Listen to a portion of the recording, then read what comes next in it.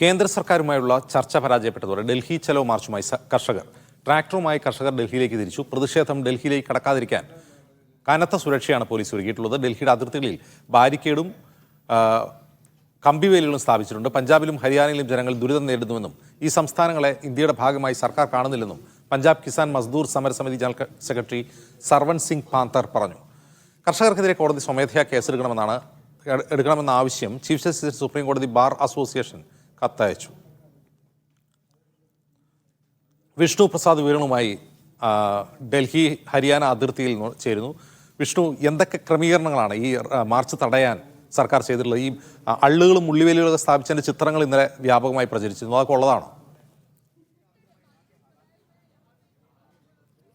ഞാനിപ്പോൾ നിൽക്കുന്നത് സിംഗു അതിർത്തിയിലാണ്. നമുക്കിവിടെ കാണാൻ കഴിയുന്നത് പോലെ പോലീസിന്റെ ഒരു സുരക്ഷാ വലയം അല്ലെങ്കിൽ CRPFന്റെ ഒരു സുരക്ഷാ വലയമാണ് ഈ കണ്ടുകൊണ്ടിരിക്കുന്നത്. ഇത്രയും ഉദ്യോഗസ്ഥർ ഒരു ഭാഗത്ത് മാത്രമാണുള്ളത്. ഇതുപോലെ തന്നെ മറ്റൊരു വശത്തും എതിർവശത്ത് റോഡിന്റെ മറുവശത്തും ഇതേ രീതിയിൽ തന്നെയുണ്ട്. ഇത് കൂടാതെ ഈ പോലീസിന്റെ സുരക്ഷ കൂടാതെ ബാരിക്കേഡുകൾ ഇവിടെ സ്ഥാപിച്ചിട്ടുണ്ട്. നമുക്ക് ദൃശ്യങ്ങളിൽ കാണാൻ കഴിയുന്ന പോലെ ആയുധവിന്യാസവും അതിനെല്ലാം അപ്പുറത്തേക്ക് കോൺക്രീറ്റ് ബാരിക്കേഡുകൾ സ്ഥാപിച്ചതിന്റെ ദൃശ്യങ്ങളാണ് ഈ കണ്ടുകൊണ്ടിരിക്കുന്നത്. ഇത് മാത്രമല്ല, ഇതിന് വശത്തു കൂടിയുള്ള സർവീസ് റോഡിലേക്ക് പോവുകയാണെങ്കിൽ കുറച്ചുകൂടി വലിയ രീതിയിലുള്ള ക്രമീകരണം ഒരുക്കിയ ദൃശ്യങ്ങൾ കൂടി നമുക്ക് കാണാൻ കഴിയും. ഈ കാണുന്നത് പോലെ കോൺക്രീറ്റ് ബാരിക്കേഡുകൾ റോഡിൽ കോൺക്രീറ്റ് ഇട്ട് ഉറപ്പിച്ച ഒരു കാഴ്ചയാണ് നമ്മൾ കണ്ടുകൊണ്ടിരിക്കുന്നത്. ഈ ദൃശ്യങ്ങൾ കൂടാതെ തന്നെ പിന്നിലേക്ക് നോക്കുകയാണെങ്കിൽ കണ്ടെയ്നറുകളും മുൾവേലികളും എല്ലാം സ്ഥാപിച്ച കാഴ്ച നമുക്ക് കാണാൻ കഴിയും. കർഷകർ ഇന്ന് ഡൽഹി ചലോ മാർച്ച് ഇപ്പോൾ പഞ്ചാബിൽ നിന്ന് ആരംഭിക്കുകയും ചെയ്തിട്ടുണ്ട്. ഇതിനോടകം തന്നെ അതിർത്തികളിലെല്ലാം വലിയ ഗതാഗതക്കുരുക്കാണ് അനുഭവപ്പെട്ടുകൊണ്ടിരിക്കുന്നത്. നോയിഡയിലും അതോടൊപ്പം തന്നെ നേരത്തെ സൂചിപ്പിച്ചതുപോലെ ഗാസിപൂർ, തിക്രി, സിംഘു ബോർഡറുകളിലുമെല്ലാം ഈ സമാനമായ രീതിയിലുള്ള ക്രമീകരണങ്ങളുണ്ട്. ഇത് കൂടാതെ ഇന്നത്തെ ദിവസം പലയിടത്തും ആളുകളുടെ സഞ്ചാരം പോലും മുടങ്ങുന്ന ഒരു സാഹചര്യമുണ്ട്. പ്രത്യേകിച്ച് ഹരിയാനയിൽ വലിയ രീതിയിൽ അത് ജനജീവിതത്തെ ബാധിച്ചിട്ടുണ്ട്. പ്രധാന കാരണമായി പറയുന്നത് ഇന്ന് സുപ്രധാന കേസുകളിൽ വക്കീൽമാർ ഹാജരായില്ലെങ്കിൽ പ്രതികൂല വിധി ഉണ്ടാകരുതെന്ന് ആവശ്യപ്പെട്ടുകൊണ്ട് ഹരിയാന ബാർ അസോസിയേഷൻ ഹൈക്കോടതി ചീഫ് ജസ്റ്റിസിന് കത്ത് നൽകിയിട്ടുണ്ട്. സുപ്രീം കോടതിയിൽ കർഷകർക്കെതിരെ സ്വമേധയാ കേസെടുക്കണമെന്ന ആവശ്യമുണ്ട്. എന്നാൽ നമുക്ക് ദൃശ്യങ്ങളിൽ കാണാൻ കഴിയുന്നത് പോലെ വാഹനങ്ങളെല്ലാം ഒരൊറ്റ ലൈനിലൂടെയാണ് കടത്തിവിട്ടുകൊണ്ടിരിക്കുന്നത്. അതുകൊണ്ട് തന്നെ അതിർത്തിയിൽ വലിയ ഗതാഗതക്കുരുക്ക് അനുഭവപ്പെടുകയും ചെയ്യുന്നുണ്ട്. നിലവിൽ കർഷകരുടെ മാർച്ച് ആരംഭിച്ചിരിക്കുന്നു. അതുകൂടാതെ ഈ സമരം അല്ലെങ്കിൽ ഈ പ്രതിഷേധം ഏത് വിധേനയും തടയാൻ റോഡിൽ മുൾവേലികളെല്ലാം സ്ഥാപിച്ചിട്ടുണ്ട്. ട്രാക്ടറുകൾ നഗരത്തിലേക്ക് പ്രവേശിക്കുന്നത് തടയാനാണ് ഇത്തരമൊരു നീക്കം നടത്തിയിരിക്കുന്നത്. നമുക്കറിയാം 2020 ഈ ഒരു സമരം കർഷകരുടെ ഭാഗത്തു നിന്നുണ്ടായ സമയത്ത് ഇതിനേക്കാൾ കുറച്ചുകൂടി മുന്നിലേക്ക്, അതായത് ഡൽഹി ലക്ഷ്യം വെച്ച് കുറച്ചുകൂടി അകത്തേക്ക് കയറാൻ കർഷകർക്ക് സാധിച്ചിരുന്നു. ഇത്തവണ അതുണ്ടാകരുത് എന്നതുകൊണ്ട് തന്നെയാണ് ഡൽഹിയിലേക്ക് കയറുന്ന വഴി തന്നെ, അതായത് സിംഘു അതിർത്തിയിൽ തന്നെ ഇവരെ തടയാനുള്ള എല്ലാ ക്രമീകരണങ്ങളും ഇപ്പോൾ പോലീസിന്റെ ഭാഗത്തു നിന്ന് ഉണ്ടായിട്ടുള്ളത്. സായുധ സേനയെ ഉൾപ്പെടെ വിന്യസിച്ചാണ് കർഷകരെ നേരിടാൻ സർക്കാർ തയ്യാറെടുത്തിരിക്കുന്നത്. ശരി വിഷ്ണു, ഇത് ഭേദിച്ച് മറികടക്കുക, ഈ ട്രാക്ടറുകൾ കൊണ്ട് മറികടക്കുക എന്നുള്ള അസാധ്യമാണോ കർഷകർക്ക്? അത്രയും ശക്തമായ സുരക്ഷയാണോ?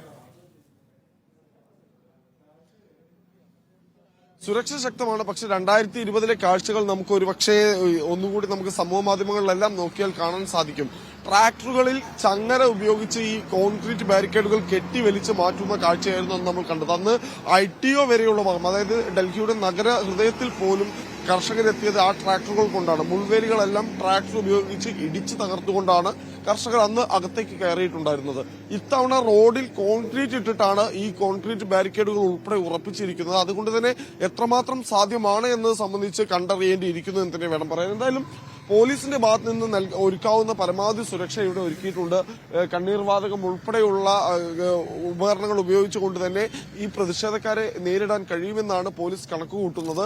അതുകൊണ്ട് തന്നെ സാധ്യമായ എല്ലാ ഒരുക്കങ്ങളും നടത്തി ഈ സമരത്തെ നേരിടുകയാണ് ഇപ്പോൾ പോലീസ് ചെയ്തുകൊണ്ടിരിക്കുന്നത്. എന്തായാലും പ്രതിഷേധക്കാർ ഇവിടേക്ക് എത്തുമ്പോൾ, അതായത് സിംഘു അതിർത്തിയിലേക്ക് എത്തുമ്പോൾ ഇനിയും മണിക്കൂറുകൾ കഴിയുമെന്ന് തന്നെയാണ് മനസ്സിലാക്കുന്നത്. പക്ഷേ ഇന്നലെ മുതൽ തന്നെ ഇവിടെ 144 വകുപ്പ് പ്രകാരം നിരോധനാജ്ഞ, ഇവിടെ മാത്രമല്ല എല്ലാ അതിർത്തികളിലും നിരോധനാജ്ഞ പ്രഖ്യാപിച്ചിട്ടുണ്ട്. ഹരിയാനയിലെ 15 ജില്ലകളിൽ നിരോധനാജ്ഞയുണ്ട്. കൂടാതെ ഇവിടങ്ങളിൽ ഈ 15 ജില്ലകളിൽ മൊബൈൽ ഇന്റർനെറ്റ് സേവനങ്ങൾ റദ്ദാക്കുകയും ചെയ്തിട്ടുണ്ട്. വിഷ്ണു, ഈ എന്താണ് കേന്ദ്ര സർക്കാരിന്റെ ഒരു വിശദീകരണം? ഇത്രയും കനത്ത സുരക്ഷ ഒരുക്കുന്നത് എന്തുകൊണ്ടാണ്?